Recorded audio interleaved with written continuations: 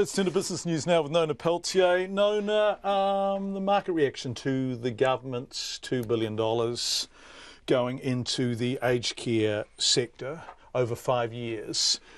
We often talk about companies like Ryman, who are doing very, very nicely, but this is a sector that is diverse with not-for-profit, church organisations. Right. Yeah, so what's been the response to all of this? Well, I spoke to an analyst this afternoon who's done a lot of work in this sector, Jeremy Simpson from Forsyth Barr. He thought that it was very positive for the industry because, especially in the smaller private care facilities where they don't have a lot of beds, it's been very difficult for them. I mean, the subsidy, 80 to 90% of the people in aged care beds are subsidized by the government. They're not rich people, that's just not the way it is. 80 to 90%. The subsidy's been very low, and it's made it really difficult for small facilities that don't have the scale to really provide services. So this is going to help them because it's going to improve the ability for them to pay their staff a reasonable wage for the work that they do. So that's going to be a big plus for the industry. Aging overall. population means there's greater demand, right? More beds required, longer life expectancy. It doesn't necessarily mean that it will increase the number of beds that the listed companies have in their works right now, but it certainly will improve some of their bottom line performance because they've been kind of cross-subsidizing some of those aged care beds, and that's one of the reasons why some of the companies don't have very many of them, because they're expensive to have.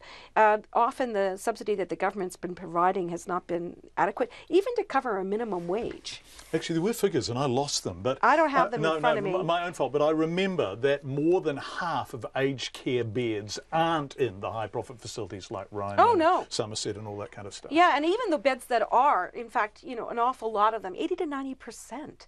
Are government subsidized. Yeah. So that's quite a high number. Never mind, though, the market had a funny reaction to it. It came late in the day, towards the end of the trading. So all of the listed retirement village operators, their share prices were down a little bit, varying degrees. Somerset was down 3%. That's 15 cents.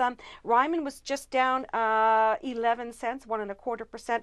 Arvida just a little bit. 1 cent only, and same with MetLife Care, so also one cent down. So the market was a little bit not too sure about this, but in the end, I spoke with the chief executive of Somerset, and he said it's a relief to the industry. This has been going on a long time. It's created a lot of uncertainty. It's nice to have it settled, and it's great for their workers. So overall, it's a good news story for the industry and for the people who work in it. We talked to the industry later on. In fact, we talked to the organisation who supported an appeal against us all the way to the Supreme Court, who are now saying, yep, it's good. So yeah, boy, everybody's happy, I think. Road to Damascus, far and wide. What did the markets do today? Okay, so our NZX Top 50 Index, it ended up a little change, just 4 points to 7,234. The New Zealand dollar was somewhat steady, except against the Australian dollar. It jumped a half cent in that case. That's because the Australian Central Bank said they were having a bit of difficulty managing the performance of the labour market, rising household debt over there.